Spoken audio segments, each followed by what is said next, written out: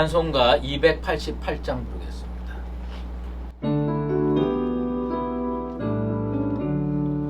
예수를 나의 구주 삼고 성령과 피로 써가는다니 이 세상에서 내 영혼이 하늘의 영광 누리도다. 이것이 나의 간증이요 이것이 나의 찬송일세. 나 사는 동안 끊임없이 구주를 찬송하리로다. 온전히 주께 맡긴 내 영 사랑의 음성을 듣는 중에 천사들 왕래하는 것과 하늘의 영광 보리로다. 이것이 나의 간증이요 이것이 나의 찬송일세. 나 사는 동안 끊임없이 구주를 찬송하리로다. 주 안에 기쁜 누림으로 마음의 풍랑이 잔잔하니 세상과 나는 각 곳 없고 구속한 주만 보이도다. 이것이 나의 간증이요 이것이 나의 찬송일세. 나 사는 동안 끊임없이 구주를 찬송하리로다.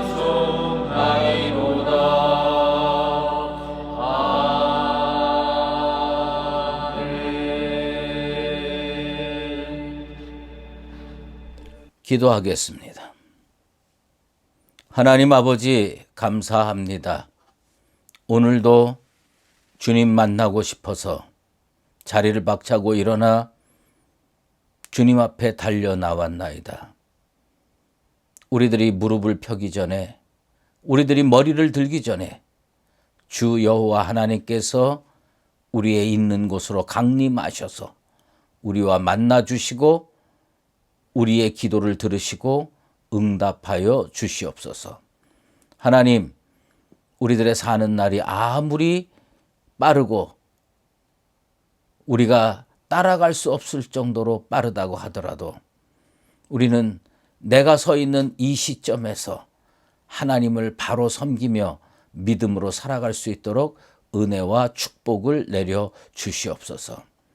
하나님께서 오늘이라는 시간을 우리에게 허락하셨사오니 이 시간에 하나님 손 붙들고 에녹처럼 믿음으로 동행하는 복된 하루가 되게 도와 주시옵소서.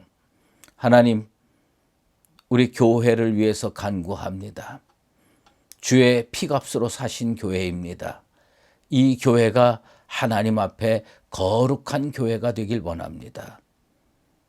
모든 주의 백성들이 이 하나님의 교회를 잘 받들어 섬겨서 우리 하나님께 영광 올려드리는 교회로 만들어 주시고 이 교회를 통해 주께서 원하시는 하나님 나라의 확장이 이루어지며 복음 전파가 이루어져서 구름대같이 많은 분들이 하나님 앞에 나올 수 있는 구원과 축복의 역사가 일어나게 도와 주시옵소서.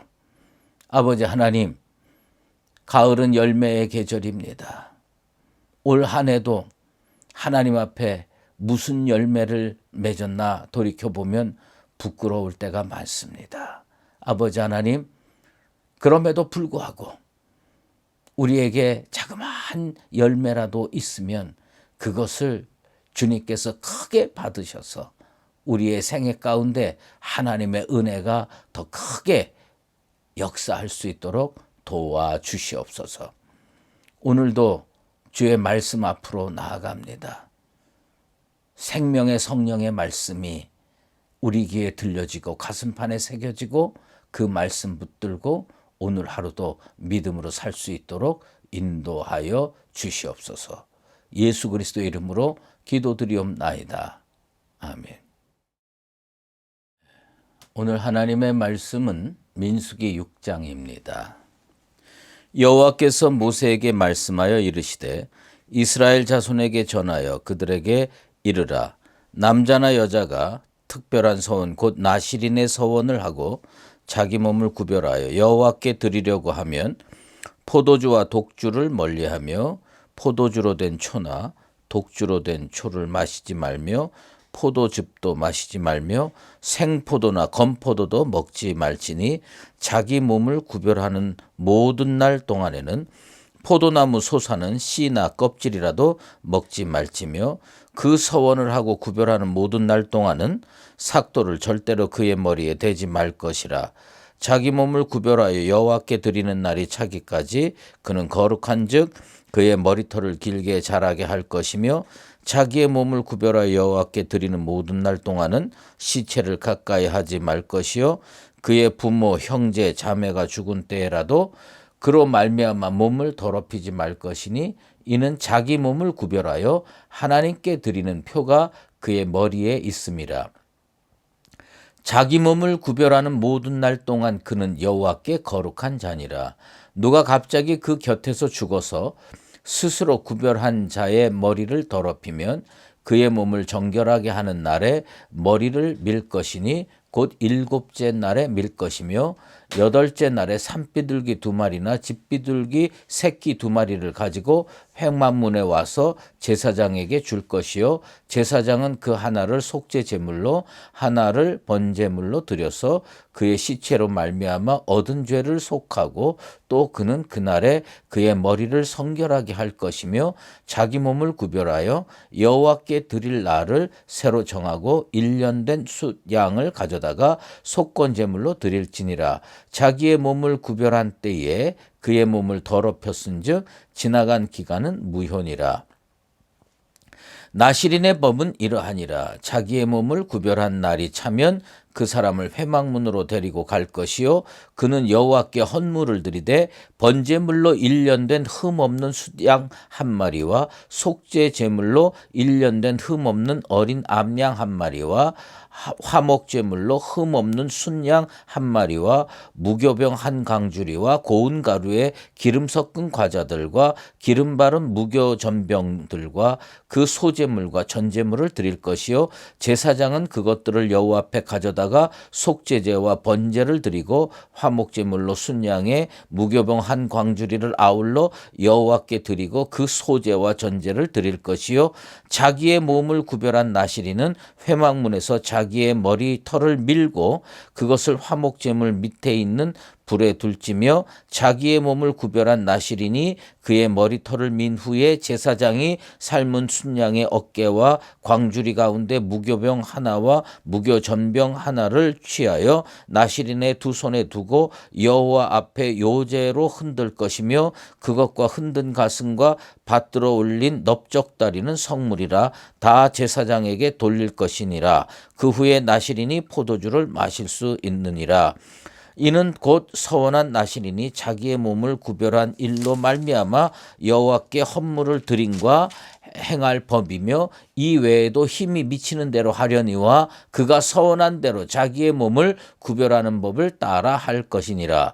여호와께서 모세에게 말씀하여 이르시되 아론과 그의 아들들에게 말하여 이르기를 너희는 이스라엘 자손을 위하여 이렇게 축복하여 이르되 여호와는 내게 복을 주시고 너를 지키시기를 원하며 여호와는 그의 얼굴을 내게 비추사 은혜 베푸시기를 원하며 여호와는 그 얼굴을 내게로 향하여 드사 평강 주시기를 원하노라 할지니라 하라. 그들은 이같이 내 이름으로 이스라엘 자손에게 축복할지니 내가 그들에게 복을 주리라. 아멘. 하나님 앞에서 거룩한 자라는 제목으로 말씀 증거하도록 하겠습니다. 오늘 본문은 소위 나실인 규례에 관한 것입니다. 나실인은 하나님께 헌신하는 삶을 살기 위하여 스스로 세상과 구별한 자를 가리키는 말입니다. 나실인이 되기를 원하는 사람은 그 사람이 남자든지 여자든지 하나님 앞에 서원을 해야 됩니다. 서원이라고 하는 것은 제가 이렇게 살겠습니다 라고 하나님과 약속하는 것을 의미합니다. 서원은요, 다른 사람이 어떤 사람에게 너 이렇게 살아, 너 이렇게 하나님 앞에서 살아 명령한다고 되는 것이 아닙니다. 떠밀어서 나시린 되는 건 아닙니다. 나시린은 자기의 자발적인 의지가 있어야 돼요. 내가 하나님 앞에 이렇게 살아야 되겠다 결단할 때 이루어지는 겁니다. 그리고 일단 하나님 앞에 약속한 서원은 반드시 지켜야 됩니다. 신명기 23장 21절로 23절 말씀을 보면 서원을 일단 하면 반드시 갚으라는 겁니다. 이행하라는 겁니다. 지키라는 겁니다. 서원하지 않았으면 별 문제가 없었지만 입으로 서원했으면 하나님 앞에서 그대로 실행하라고 권면하고 있습니다. 서원하는 자가 하나님 앞에서 왜 서원을 하느냐? 은혜 받기 위해서 그렇습니다. 그래서 이 서원할 때는 자기 몸을 드리거나 토지를 드리거나 물질을 드리거나 가축을 드리거나 자신의 소유물 드릴 수가 있습니다. 그런데 드리기로 일단 약속했으면 그것이 가축이면 가축으로 드려야 되고요. 제 몸을 드리겠습니다. 그러면 일정 기간 하나님 앞에 자기의 몸을 헌신해야 되는 겁니다. 그런데 여기서 우리가 조금 구분할 것이 있어요. 그건 뭐냐면 나실인이 거룩하게 사는 존재라고 해서 제사장이냐? 아닙니다. 제사장과 나실인은 다릅니다. 나실인은 오늘날로 보면 목회자가 아니고요. 하나님 앞에서 경건하게 살기로 작정한 성도와 비슷합니다. 그런데 나실인에게 매우 중요한 것이 있어요. 우린 이걸 정확하게 알아야 돼요. 그게 뭐냐면 몸을 구별해서 사는 겁니다. 나실인은 몸을 구별해서 살아야 됩니다. 나실인은요, 단순히 마음으로 결단하는 차원이 되어선 안 된다는 겁니다. 나실인은요, 그 결단을 몸으로 표현해야 되는 겁니다. 그래서요, 오늘 읽은 그 나실인의 전체 내용 중에서 1절부터 8절까지 자기 몸을 구별하여 라고 하는 표현이 몇 번 나타나느냐? 무려 6번 나타납니다. 자기 몸을 구별하여, 자기 몸을 구별하여, 자기 몸을 구별하여 6번 나타납니다. 왜요? 하나님 앞에서 몸을 구별하는 것이 그만큼 중요하다는 뜻입니다. 우리는요, 흔히 하나님을 섬기는 것을 마음으로 하면 되지 않느냐 이렇게 착각을 합니다. 아닙니다. 하나님은요, 몸으로 섬기는 겁니다. 몸으로 섬길 때 마음은 따라가는 거예요. 그래서 이 나실인은 마음으로 하는 게 아닙니다. 심정적으로 결단하는 거 아닙니다. 나실인은요, 몸을 구별하는 겁니다. 그러므로 우리는 이 몸을 구별한다고 하는 것의 의미를 명확하게 알아야 되는 것입니다. 나실인으로 살기로 작정한 사람에게 적어도 반드시 지켜야 될 규례가 3가지가 있습니다. 첫 번째는요, 포도주와 독주를 먹지 말아야 됩니다. 포도주로 된 식초도 먹지 말아야 됩니다. 포도즙도 안 되고요. 생포도, 심지어 건포도도 먹어서는 안 됩니다. 술과 분리된 삶을 살라고 하는 겁니다. 사실은요, 이스라엘 문화권에서 포도주는요, 너무나 자연스러운 음료수입니다. 그런데 이거를 먹지 말라고 하는 것은 정말 생활에서 극단적인 절제가 필요하다는 것을 뜻합니다. 술은 인간에게 쾌락을 줍니다. 그리고 술을 먹으면요, 인간의 이성이 마비가 되고요, 자기도 모르는 사이에 타락한 감정이 자극을 받게 됩니다. 술에 취하면 분별력을 잃어버립니다. 그리고 하나님 뜻에서 멀어지게 됩니다. 전적으로 하나님께 자신을 드리며 살아야 할 나시린에게 술은 완전히 금지 품목이었습니다. 오늘날 성도에게도 마찬가지로 적용할 수가 있습니다.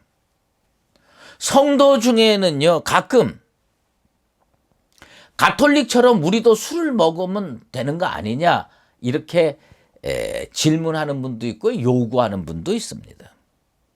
그러면서 또 조금 더 성경을 읽은 분들은요, 성경에는 술 취하지 말라는 기록은 있어도 술 먹지 말라는 구절은 없다는 주장을 합니다. 또 심지어 예수님도 가나 혼인잔치에서 술을 드셨고, 그러니 술을 조금 먹는 것은 괜찮지 않냐고 항변하는 분들이 계십니다. 우리나라에 이 기독교에 술 먹지 말라고 하는 이 문화는 선교사가 들어와서 그 당시에 하도 조선 사람들이 술을 많이 먹고 폐가 망신하는 것을 보고 금지한 것 아니냐고 똑똑한 소리들을 합니다. 또 어떤 분은요, 한 걸음 더 나가는 분도 계세요. 술 먹는 것과 구원은 별개의 문제가 아니냐고 따집니다. 여러분 이렇게 들어보면요, 그런 주장이 다 맞는 것처럼 들립니다. 그러나 우리는 그리스도인으로서 좀 더 신중할 필요가 있습니다. 그래요. 술 먹지 말라는 구절이 없다고 주장하고 술 취하지 말라는 구절이 있으니 술 안 취하면 되는 거 아니냐. 여러분, 술 먹고 취하지 않는 장사가 어디 있어요? 한두 잔 먹게 되면 한 병, 두 병 먹게 되고 그러다 보면 두주불사해서 술 취하게 되는 것은 인간의 연약함으로 보면 자연스러운 현상입니다. 나는 여러분에게 그거 질문하고 싶어요. 술 먹고 기도할 수 있습니까? 술 먹고 말씀 붙들고 살 수 있습니까? 그렇게 자기 삶에 자신이 있어요. 인간은요, 부족합니다. 그래서 처음부터 하지 말라고 권면하는 겁니다. 여러분, 정말 술과 구원은 관계가 없습니까? 사도 바울이요, 갈라디아 교회 성도들에게 한 말을 우리는 기억할 필요가 있습니다. 여러분, 영상으로 예배를 드리시지만 갈라디아서 5장 21절을 꼭 찾아서 밑줄 그어 주시면 고맙겠습니다. 사도 바울이 갈라디아 교회 성도들에게 술에 대해서 어떻게 표현하고 있느냐, 이걸 명확히 알 필요가 있습니다. 갈라디아서 5장 21절 말씀입니다. 투기와 술 취함과 방탕함과 또 그와 같은 것들이라 전에 너희에게 경계한 것 같이 경계하노니 이런 일을 하는 자들은 하나님의 나라를 유업으로 받지 못할 것이요. 여러분, 하나님의 나라를 유업으로 받지 못한다는 말은 구원 받는다는 말입니까? 구원 못 받는다는 말입니까? 제 입으로 얘기 안 할게요. 하나님의 나라를 유업으로 받지 못한다는 표현은 구원 받는다는 뜻이에요? 구원 못 받는다는 뜻이에요? 그런데 여기에 뭐가 들어가 있느냐? 술 취함이 들어가 있어요. 사도 바울이 오죽하면 술 취하는 것을 하나님 나라를 유업으로 받지 못할 일로 말씀했겠는가? 인간은요, 처음에 한두 번은 절제할 수 있을 수 있습니다. 그러나 언제까지 자기를 절제할 수 있는 존재는 아닙니다. 그래서 이런 문제에 있어서도 겸손할 필요가 있습니다. 두 번째, 삭도를 머리에 대지 말아야 됩니다.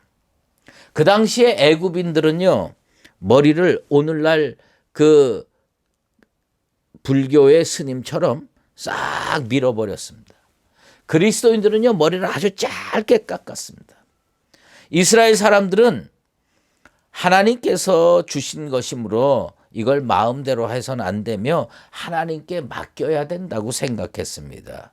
그래서 이것을 깎아버리며 하나님께서 주신 능력을 상실하는 행위로 생각했습니다. 삼손이 대표적인 예이죠. 그러므로 머리를 깎지 않는다는 것은 생명의 창조자시요 주관자이신 하나님 앞에서 온전히 겸손하게 순종하며 살겠다는 의지의 표현인 것입니다. 세 번째로 시체를 가까이 하지 말아야 됩니다. 나시리는요, 시체를 가까이 해서는 안 됩니다. 죽음은 죄의 결과입니다. 그러므로 시체를 접촉하는 것은 죄와 부패와 접촉했다는 것을 의미합니다. 하나님 앞에서 거룩하게 살기로 작정한 나시리는 시체를 멀리하는 것, 그것은 지극히 당연한 일로 여겨졌습니다. 심지어 부모, 형제, 자매가 죽었을지라도 나시리는 서원한 기간 동안에는 시체를 가까이 하지 말아야 되는 겁니다. 왜 이렇게 철저하게 규정을 말하고 지키라고 했을까요? 하나님 앞에서 결단했기 때문입니다. 나시리는요, 크게 두 종류로 나뉩니다. 일정 기간 동안만 하나님 앞에 헌신하기로 작정한 일시적 나시린이 있고요. 일평생 자기 인생을 바치기로 한 종신 나시린이 있습니다. 히브리 전승에 의하면 나시린으로 헌신하기로 작정한 사람은 아무리 짧아도 30일 이상 자기를 구별할 필요가 있다고 생각했습니다. 나시린은요, 자기가 무슨 이득을 얻으려고 결심해서는 안 되고요. 다른 사람의 유익을 위해서 생활해서는 안 됩니다. 서원한 기간 중에 나시린의 몸은 자신의 것이 아니라 하나님의 것으로 간주되기 때문입니다. 그래서 서원한 기간 동안 자신의 삶 전체를 세상과 철저하게 구별하여 오직 하나님께 드려야 했습니다. 예수 믿기로 작정했으면 자신의 나머지 생을 하나님 앞에 구별하여 살기로 작정한 겁니다. 그러므로 하나님의 부르심을 받은 성도들은 구약시대 나시린처럼 거룩하게 살 필요가 있습니다. 성도는 영어로 saint라고 부릅니다. 그 말 자체가 뭐예요? 거룩한 사람이라는 뜻입니다. 그러므로 우리는요, 무슨 포도주를 먹지 마라, 시체를 가까이 하지 마라, 머리를 밀지 말라, 이런 차원에서의 나시린이라기보다는 순결한 그리스도의 신부처럼 살아야 됩니다.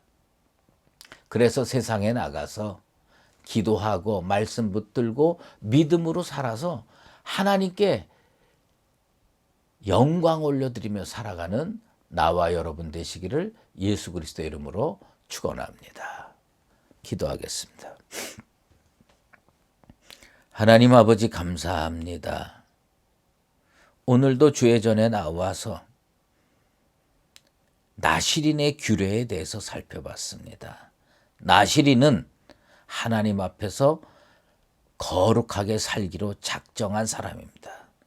오늘 그리스도인들도 예수 믿고 하나님 앞에서 거룩하게 살기로 작정한 사람들입니다.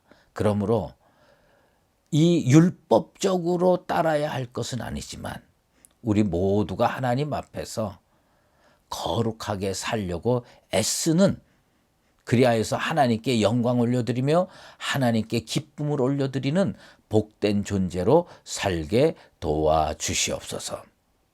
연하여 주기도문으로 기도하오니 하늘에 계신 우리 아버지, 아버지의 이름을 거룩하게 하시며 아버지의 나라가 오게 하시며 아버지의 뜻이 하늘에서와 같이 땅에서도 이루어지게 하소서. 오늘 우리에게 일용할 양식을 주시고 우리가 우리에게 잘못한 사람을 용서하여 준 것 같이 우리의 죄를 용서하여 주시고 우리를 시험에 빠지지 않게 하시고 악에서 구하소서. 나라와 권능과 영광이 영원히 아버지의 것입니다. 아멘.